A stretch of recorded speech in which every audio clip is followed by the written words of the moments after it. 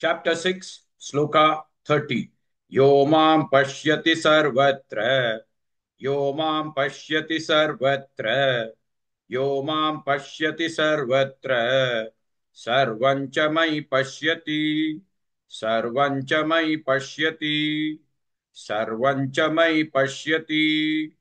Yo mam pashyati sarvatra. Sarvancha mai pashyati. Yo mam pashyati sarvatra. Sarvancha mai pashyati. Yo mam pashyati sarvatra. Sarvancha mai pashyati. Yo mam pashyati sarvatra. Sarvancha mai pashyati. Yo mam pashyati sarvatra. Sarvancha mai pashyati.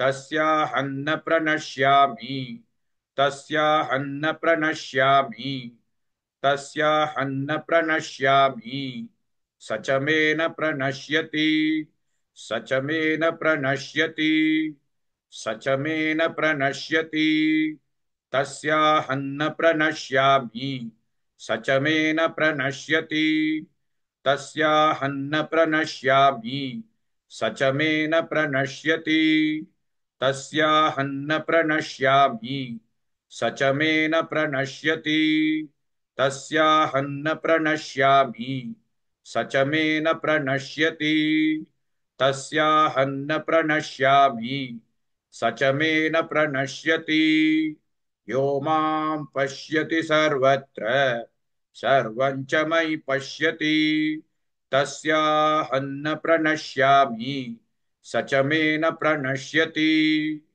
Please like and share this video because you could be instrumental in helping someone around the world recite the Srimad Bhagavad Gita, thereby helping them to have a life of unending opulence, victory and prosperity. This is mentioned in chapter 18, sloka 78. Yes, don't forget to buy my book, Leadership Can Be Child's Play.